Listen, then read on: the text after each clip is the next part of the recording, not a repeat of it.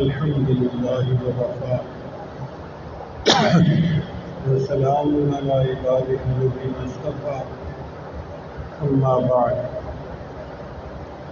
أعوذ بالله من الشيطان الرجيم بسم الله الرحمن الرحيم يا أيها الذين آمنوا اذكروا الله ذكرا كثيرا وسبحوه بكرة وأصيلا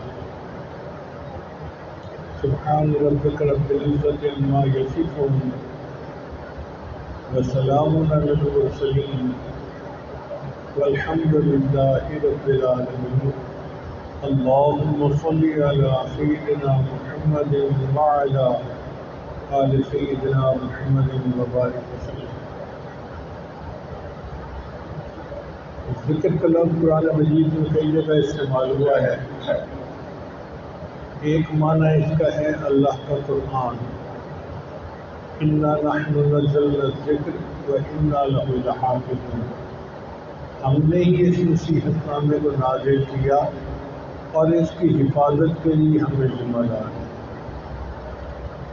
اور بعض جگہوں پر یہ اللہ کی یاد کے لیے استعمال ہے، چنانچہ جو آیت مبارکہ پڑھی گئی یا ایھا الذین آمنوا اذکروا اللہ ذکرا کثیرا، اے ایمان والو اللہ کو کثرت کے ساتھ یاد کرو۔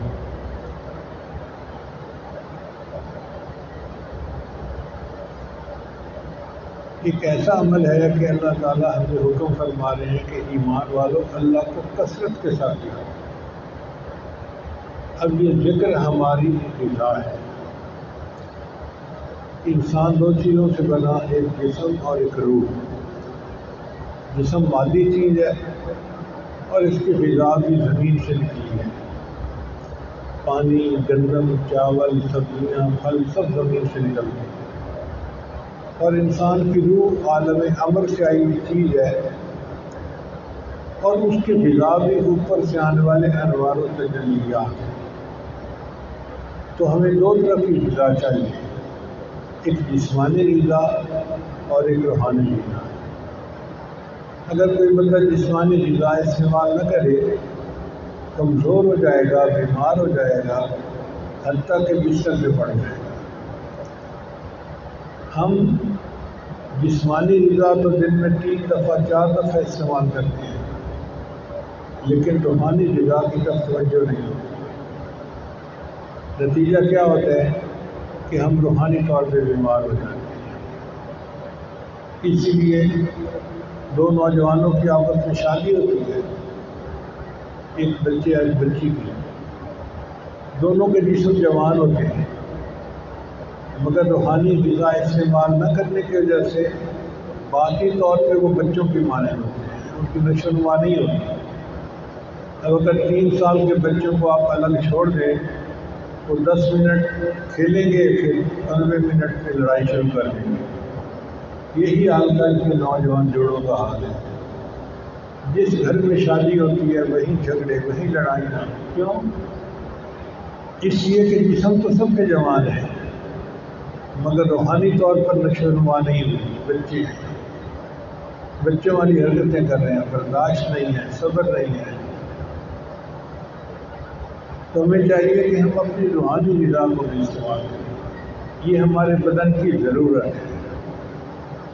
ہم روحانی طور پر بہت کمزور ہو چکے ہیں، روحانی بیماریوں نے ہمارے اوپر حملہ کیا ہوا ہے اور ہم ان کے اندر گھرے ہوئے ہیں۔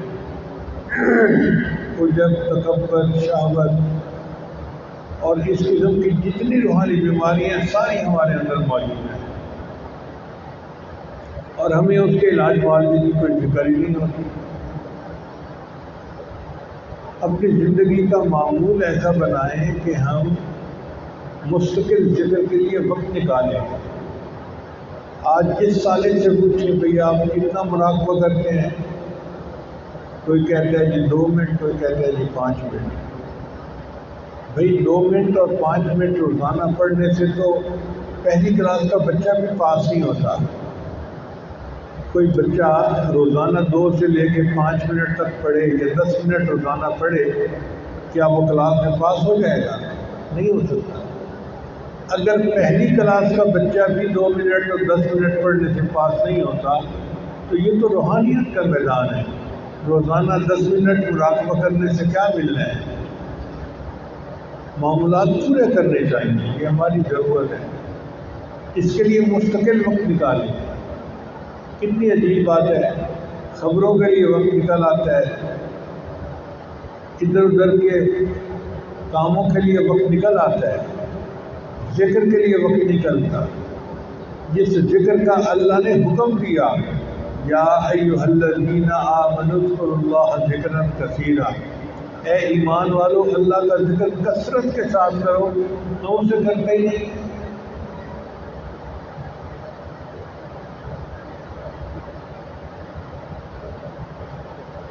بات ہے اہمیت کی، جس کام کو ہم اہم سمجھتے ہیں اس کے لیے ٹائم نکل آتا ہے، چونکہ ذکر کی اہمیت دل میں نہیں ہے اس لیے ٹائم نہیں نکلتا۔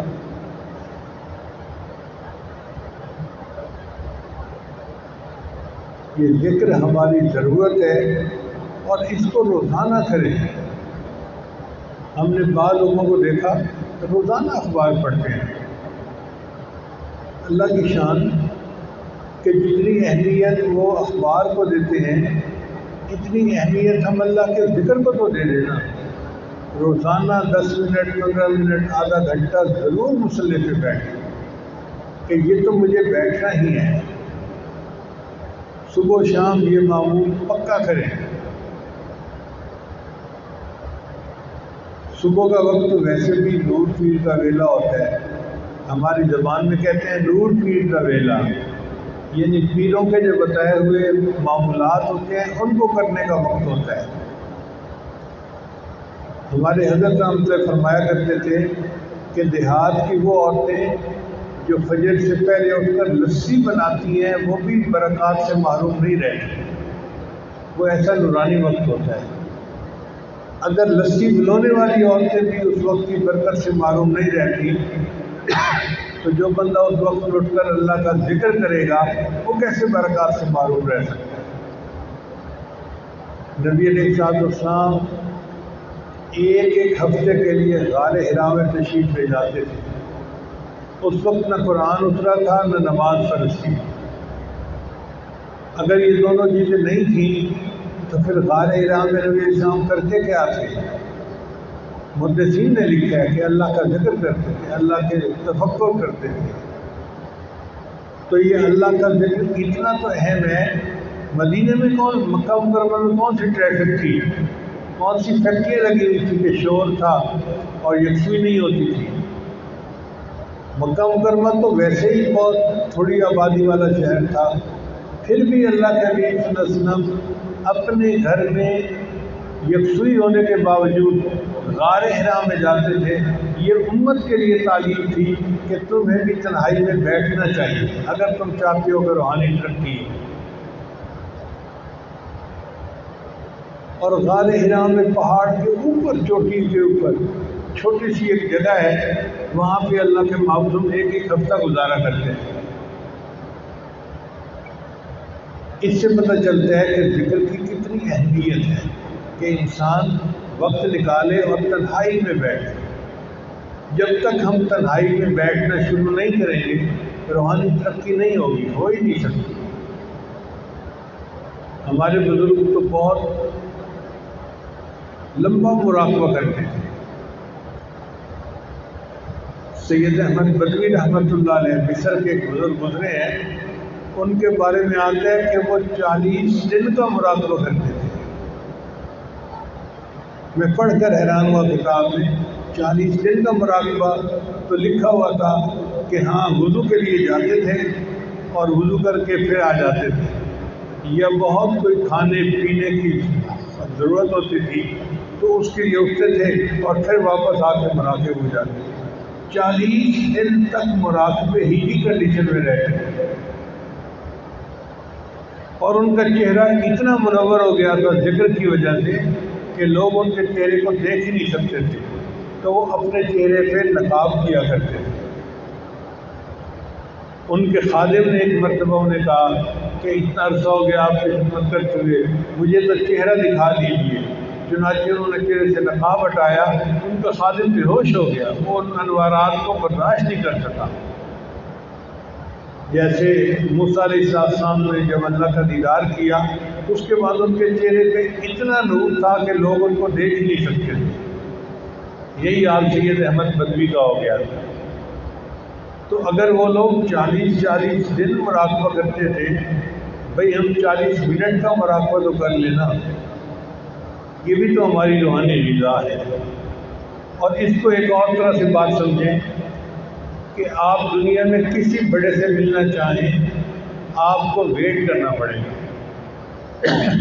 مثلاً آپ شہر کے ڈی سی او کو ملنا چاہیں تو ایسا نہیں کہ آپ جائیں اور جا کے ان کے سامنے پیش ہو جائیں۔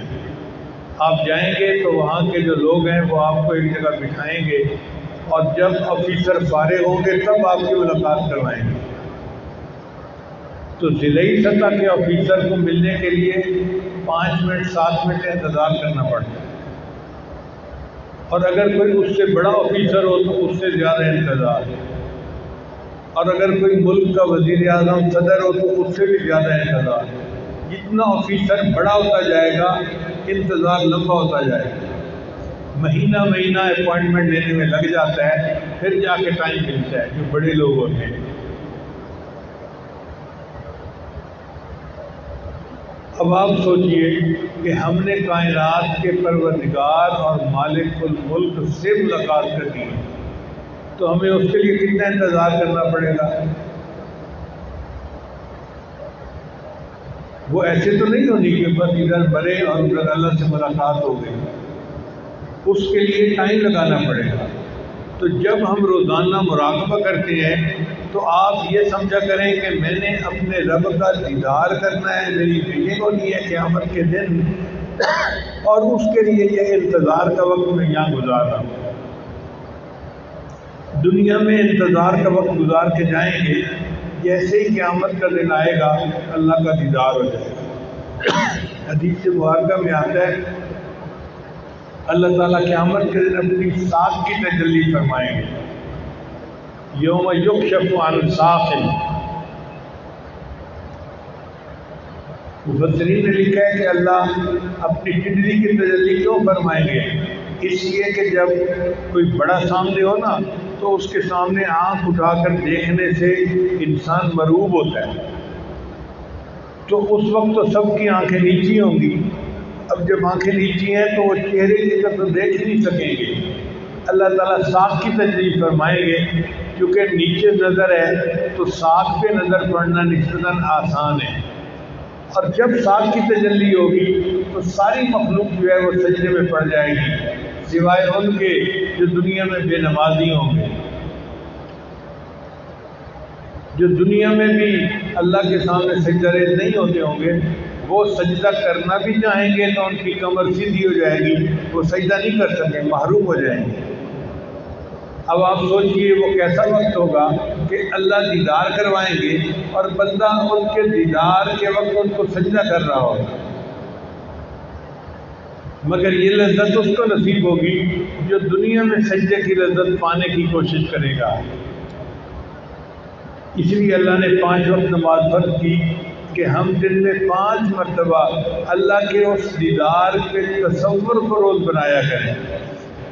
اس کی مثال ایسے ہی ہے کہ لڑکی کی شادی ہونی ہوتی ہے نا، تو وہ دن میں درجنوں دفعہ اپنے آپ کو دلہن بنا سوچتی ہے، میں یوں دلہن بنوں گی، یوں شادی ہوگی، یوں ہوگا، تصور میں رہتی ہے۔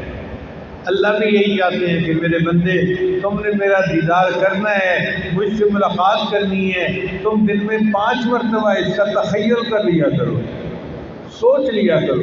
چنانچہ ہم نماز پڑھتے ہیں تو ہمیں نماز ایسے پڑھنی چاہیے جیسے ہم اللہ کو دیکھ رہے ہیں، حالانکہ ہم دیکھ تو نہیں سکتے دنیا میں، مگر تصور کی بات ہے نا۔ نبی اسلام نے فرمایا ان تعبد اللہ کا انک تراہ، تم ایسے عبادت کرو جیسے تم اللہ کو دیکھتے ہو، فإن لم تکن تراہ فإنہ یراک، اور اگر تم یہ کیفیت حاصل نہیں کر سکتے اللہ کو دیکھنے والی تو کم از کم یہ کیفیت ہو کہ اللہ تعالیٰ تمہیں دیکھ رہا ہے، یا تو مشاہدہ ہونا چاہیے، اگر مشاہدہ نہیں تو مراقبہ ضرور ہونا چاہیے۔ اب یہ نماز کی کیفیت اگر میں دنیا میں حاصل ہو جائے تو بس پھر ہمارے لیے آخرت کا دیدار آسان ہو جائے گا۔ بہت سارے دوست یہ سوچتے ہیں کہ جی نماز میں کیفیت نہیں بنتی، بھئی ذہن میں رکھیں کہ نماز کی کیفیت نماز سے باہر بنانی پڑتی ہے، تب نماز میں وہ حاصل ہوتی ہے۔ اس کی مثال یوں سمجھیں، ایک آدمی باکسنگ کا مقابلہ طے کر لیتا ہے، اب اس کے لیے اس کو رنگ سے باہر پریکٹس کرنی پڑتی ہے، کبھی وہ جاگنگ کر رہا ہے، کبھی وہ مکے مار رہا ہے ایک پلو کو، اور کبھی کچھ کر رہا ہے، کبھی کچھ کہہ رہا ہے۔ کوئی پوچھے میاں تم کیا کر رہے ہو؟ کہتے ہیں جی میں پریکٹس کر رہا ہوں تاکہ مقابلے میں ون کر سکوں۔ اب ایک دوسرا بندہ ہے، اس نے بھی مقابلہ طے کر لیا مگر سویا پڑا ہے، فارغ بیٹھے ہیں، دوستوں میں کھا پی رہا ہے۔ بھئی تم تیاری نہیں کر رہے، اور جی رنگ میں جاؤں گا تو دیکھی جائے گی۔ اب جس نے پریکٹس نہیں کی وہ رنگ میں داخل ہو کے کیا پرفارم کرے گا؟ وہ تو اگلے کا ایک مکہ ہی برداشت نہیں کر سکے گا۔ باہر جس نے پریکٹس کی ہوگی رنگ کے اندر وہ پرفارم کر سکے گا۔ اسی طرح ہم باہر جتنا اللہ کا ذکر کریں گے اتنا نماز کے اندر جاتے ہی ہم یکسوئی سے نماز پڑھ سکیں گے۔ اب اللہ والوں کے بارے میں آتا ہے کہ وہ ایسی نماز پڑھتے ہیں کہ دنیا سے بے خبر ہو جاتے ہیں۔ اس کی وجہ کیا کہ نماز کے علاوہ بھی ان کی یکسوئی ہوتی ہے اللہ کی طرف، دھیان ہوتا ہے اللہ کی طرف، تو 80-90% تو ان کی پہلے توجہ بنی ہوتی ہے۔ جب اللہ اکبر کہہ کے نماز کی نیت کرتے ہیں تو ان کی نیت کامل ہو جاتی ہے، یکسوئی کامل ہوتی ہے، اور پھر وہ یکسو ہو کے اللہ کی نماز پڑھتے ہیں۔ اب فرق کا اندازہ لگائیں کہ ہم نماز میں کھڑے ہیں اور دنیا کے خیال آتے جا رہے ہیں، اور اللہ والے بازار میں بیٹھے ہیں اور اللہ فرماتے ہیں رجال لا تلہیہم ولا تجارت ولا بیع عن ذکر اللہ، کہ میرے وہ بندے جنہیں تجارت اور خرید و فروخت بھی میری یاد سے غافل نہیں کرتی، یہ بازار میں بیٹھے ہیں اور اللہ کی یاد سے غافل نہیں ہوتے، اور ہم نماز کے اندر کھڑے ہیں اور ہمیں اللہ کی یاد نہیں آتی، دنیا کی یاد آ رہی ہوتی ہے۔ اس کی وجہ کیا کہ ہم شناسی دنیا ہیں، نماز میں بھی دنیا کا خیال، نماز کے علاوہ بھی دنیا کا خیال۔ اب اگر دنیا کی یہ محبت لے کے ہم اللہ کے پاس پہنچ گئے تو ہمارا حشر کیا ہوگا؟ اللہ تعالیٰ تو دھتکار دیں گے، کہیں گے دفع ہو جاؤ میرے سامنے سے، میں تمہاری شکل نہیں دیکھنا چاہتا، تم دنیا میں گئے اور دنیا کے کتے بن کے رہے، تمہیں بس دنیا کے چھیچڑے چاہیے تھے وہ تم کھاتے رہے اور دنیا میں لگے رہے، اور میری یاد کے لیے تو تمہارے پاس فرصت ہی نہیں تھی، وقت ہی نہیں تھا، اب میرے پاس کیا لینے کے لیے آئے ہو؟ اس وقت احساس ہوگا ہم کتنا بڑا نقصان کر کے آ گئے۔ اس لیے ہمیں چاہیے کہ ہم اللہ کے ذکر کے لیے مستقل وقت نکالیں اور اس کو اپنی ضرورت سمجھ کے کریں۔ آج کل تو علماء بھی اگر ذکر کرتے ہیں نا تو ایک نفلی کام سمجھ کے کرتے ہیں کہ جی ہاں ہم ایک نفل کام کر رہے ہیں۔ بھئی ہے تو یہ نفل کام، لیکن اتنا ضروری ہے کہ اس کی وجہ سے پھر فرائض ادا کرنے آسان ہو جاتے ہیں۔ اس کی مثال ایسے ہے کہ جیسے مائکرو نیوٹرینٹس ہوتے ہیں،